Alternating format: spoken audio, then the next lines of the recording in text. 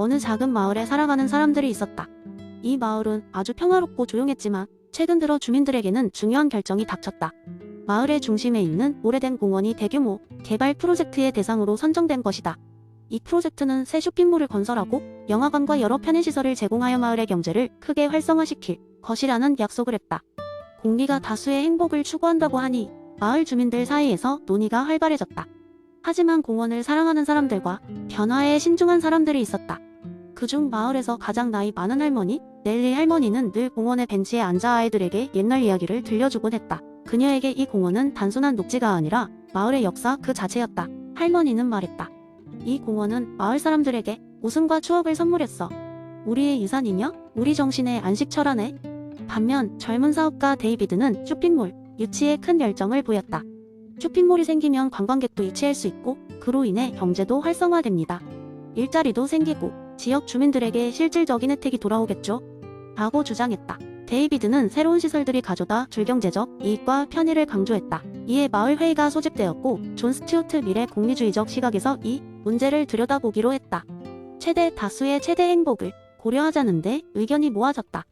미래 공리주의에 따라 결정하기 위해 사람들은 두 가지 선택의 장단점을 면밀히 따져보기로 했다. 주민들은 공원의 가치와 쇼핑몰 유치의 경제적 이익 사이에서 균형을 잡기 시작했다. 그들은 경제적 풍요만큼 사람들의 정신적 행복과 정서적 유대감도 중요하다는 점을 이해하기 시작했다. 결국 마을 사람들은 공리를 반영한 절충안을 마련했다. 그들은 공원의 큰 부분을 보존하되 한쪽 구석에 작은 상점들과 커뮤니티 센터를 세우기로 했다. 이로 인해 공원은 마을 본연의 모습과 기능을 거의 유지할 수 있었고 주민들에게 필요한 경제적 혜택도 소폭이나마 유도할 수 있었다. 이렇게 절충안을 실행에 옮긴 결과 마을 곳곳에서 활기가 넘쳤다. 주민들은 공원에서 산책하거나 벤치에 앉아 이야기하며 지내는 동시에 상점가에서 소소한 쇼핑을 즐기고 커뮤니티 센터에서 다양한 프로그램을 참여하면서 질 높은 정신적 만족을 얻게 되었다. 넬리 할머니는 자신의 벤치 옆에서 아이들에게 이야기를 들려줄 때 여전히 모습을 드러냈고 데이비드의 가게는 마을 사람들에게서 사랑받았다. 이 마을의 결정을 보며 사람들은 다시금 미래 교훈을 되새겼다. 공리주의는 단순히 쾌락을 추구하는 것을 넘어 사람들 사이의 조화와 상호이해 그리고 더 나은 질의, 행복을 추구하는 길을 제시했다. 가장 올바른 선택이란 무엇일지 고민하는 과정에서 이는 두 가지 행복 사이의 균형을 찾는 데 중요한 기준이 되었다. 이렇게 오래된 윤리적 이론은 작은 마을의 결정을 통해 생생하게 살아났다. 늘 변화를 마주하게 되는 세상에서 사람들은 각자만의 최대 다수의 최대 행복을 찾아 나섰다. 두 번째 이야기, 옛날 옛적 한 조용한 마을에 소크라테스라는 이름이 호기심 많은 청년이 살고 있었습니다. 소크라테스는 늘 주변의 세계에 대해 더 깊이 이해하고자 했고 모든 사물의 본질을 알고 싶어 했습니다. 어느 날 그는 평소처럼 시장을 산책하다가 길모퉁이의 작은 가게에서 아주 특이한 거울을 발견했습니다. 그 거울에는 이데아를 비추는 거울이라는 꼬리표가 달려 있었습니다. 소크라테스는 거울을 집으로 가져가 그것을 사용해 보기로 마음먹었습니다.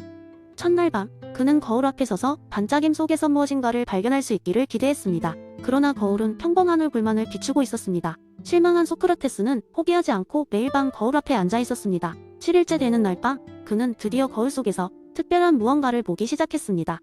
거울은 눈앞에 몰랐던 세상이 모습을 차례로 비추기 시작했습니다.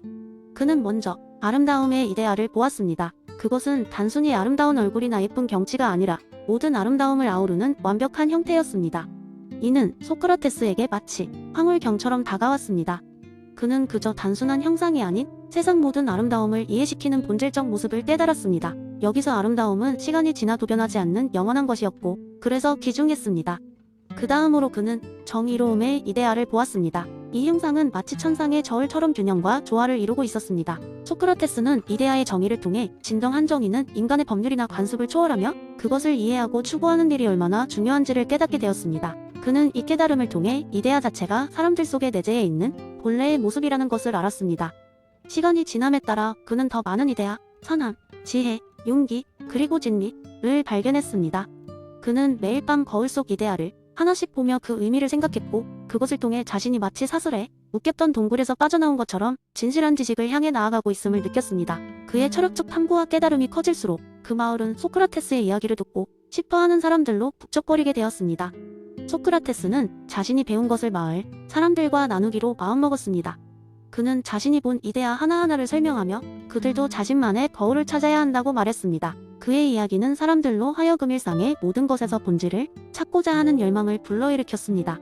매일의 삶 속에서 그저 겉으로 보이는 것에 만족하지 말고 그 이면에 숨겨진 진실과 의미를 찾으라는 메시지는 모두에게 깊은 감명을 주었습니다. 이렇게 소크라테스는 그의 깨달음을 통해 마을 사람들에게 진정한 지식과 깨달음은 물질적 세상의 그림자 너머의 아름답고도 영원한 사유의 세계에 있다는 메시지를 전했습니다. 그의 이야기는 먼 훗날까지도 사람들에게 진정한 아름다움과 정의, 그리고 삶의 의미를 찾는 방법을 가르쳐주는 교훈으로 전해졌습니다. 결국 소크라테스가 발견한 이 특이한 거울은 모든 이들에게 자신만의 이데아를 찾도록 하는 영감의 출발점이 되었고, 그의 여정은 끝나지 않는 지식 탐구의 여정에 함께할 용기를 주었습니다. 세 번째 이야기, 옛날 옛적 아테네라는 고대 도시국가에는 젊은 사내들이 모여 지혜를 나누고 세상을 탐구하는 작은 모임이 있었습니다. 사내들은 늘 다양한 주제에 대해 토론하며 밤을 지새우곤 했지만 그 중에서도 특히 두 사람이 가장 눈에 띄었습니다. 한 사람은 키케로라는 이름을 가진 똑똑한 청년으로, 그는 훌륭한 연설가이자 모든 질문의 답을 알고 있는 듯 보였습니다. 다른 한 사람은 아리스톤이라는 이름을 가진 청년으로, 그는 항상 나는 잘 몰라 라는 말을 입에 달고 살았습니다. 어느 날 키케로는 자신이 모든 질문에 답할 수 있다고 주장하며 한껏 자랑을 늘어놓았습니다. 그의 자신감 때문에 다른 사람들은 점차 그와 대화를 꺼려했지만 아리스톤만은 달랐습니다. 그는 키케로에게 다가가 이렇게 말했습니다. 키케로, 정말 모든 질문에 답할 수 있는지 알아볼까? 키케로는 웃으며 동의했습니다. 그는 진정한 지혜를 가진 사람이라면 모든 것에 답할 수 있어야 한다고 생각했기 때문입니다. 그래서 아리스톤은 다음과 같은 질문을 던졌습니다. 어젯밤 하늘에 떠있던 별들 중에서 가장 오래된 별은 언제 태어났을까? 키케로는 머뭇거렸습니다. 그는 별들에 대해 잘 알지 못했기 때문에 그 답을 내놓을 수 없었습니다. 아리스톤은 멋쩍게 웃으며 이렇게 말했습니다. 내가 그 답을 모른다고 인정하는 것처럼 너도 모른다는 것을 솔직하게 말해보는 게 어때? 키케로는 순간 멈칫했습니다. 그리고는 많은 사람들이 마법과도 같이 추켜세웠던 자신의 지혜가 사실은 제한적이라는 것을 깨닫기 시작했습니다. 정말로 중요한 것은 내가 얼마나 많은 답을 알고 있는지가 아니라 내가 모르는 것이 있다는 것을 깨닫는 것이구나. 키케로는 아리스톤에게 고개를 숙이며 감사의 마음을 전했습니다. 아리스톤은 키케로에게 이렇게 말했습니다. 우리의 무지를 인정하는 것이야말로 지혜로 가는 첫 걸음이야. 너와 나, 그리고 모든 사람들이 더 많은 것을 배우고 진리를 발견하려면 먼저 자신이 모르는 것을 인정하고 질문을 던져야 해. 결국 키케로는 자신의 생각을 바꾸고 아리스톤과 함께 더 많은 질문을 던지며 세상을 탐구해 나갔습니다. 그들은 수많은 밤을 함께 지새웠고 점차 무지의 질을 깨달으면서 더욱 지혜롭게 성장해 나갔습니다. 그들의 우정은 한층 깊어졌고 아테네 사람들은 그들을 보며 진정한 지혜란 무엇인가에 대한 깊은 이해를 얻게 되었습니다. 이 이야기의 교훈은 우리가 아무것도 모른다는 것을 아는 것이 얼마나 중요한지를 일깨워줍니다. 우리의 무지에 대한 인식이야말로 새로운 지식을 탐구할 수 있는 첫 걸음이며 지혜로운 삶을 살아가는 비결이라는 것을 보여줍니다. 네 번째 이야기, 어느 날 깊은 산속에 위치한 작은 마을에 자주 나타나는 신비로운 이야기꾼이 있었다. 그의 이름은 루카스였고 그는 마을 사람들에게 늘 흥미로운 이야기와 철학적 사유를 선물하곤 했다. 루카스는 자신의 이야기를 통해 사람들에게 중요한 삶의 메시지를 전하고자 했다. 그날은 마을 광장에서 사람들을 모아놓고 프리드리히 니체의 영원 회귀 개념을 바탕으로 한 장대한 이야기를 시작했다. 자, 모두에게 재미있고도 깊은 생각을 유도할 만한 이야기를 들려줄게요. 들어본 적 있어요? 영원 회귀라는 개념을 말이에요. 마을 사람들은 고개를 갸웃했다. 장난꾸러기 아이부터 구수한 할머니까지 모두 그의 이야기에 집중하기 시작했다. 한번 상상해보세요. 루카스는 천천히 말을 이었다. 어느 날 당신이 한 신비로운 존재를 만나게 된다고 해요. 그 존재는 시간이랑 큰 원을 관장하는 자로, 그는 당신에게 이렇게 말하죠. 만약 너의 인생이 영원히 반복된다면 어떻게 살고 싶으냐? 마을 사람들은 모두 각자의 삶을 돌아보기 시작했다.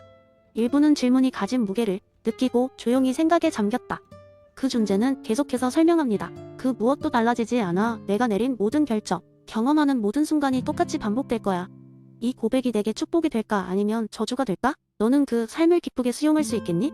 잠시 멈춘 루카스는 마을 사람들의 눈빛을 살폈다. 호기심과 두려움이 엇갈린 표정들이 보였다. 그는 마치 그들의 마음을 읽기라도 하듯 이야기의 깊이를 더해갔다. 자, 당신이 만약 이 순간 이 자리에서 이 질문을 받았다면 어떨까요? 우리가 일상에서 마주했던 사소한 실수들, 말하지 못했던 말들, 용기 내지 못했던 순간들이 다시 반복된다면 여러분은 무엇을 달리하고 싶으세요? 한 어머니가 말했다. 저라면 제 아이들과 더 많은 시간을 보내고 싶어요. 아무리 바빴더라도요.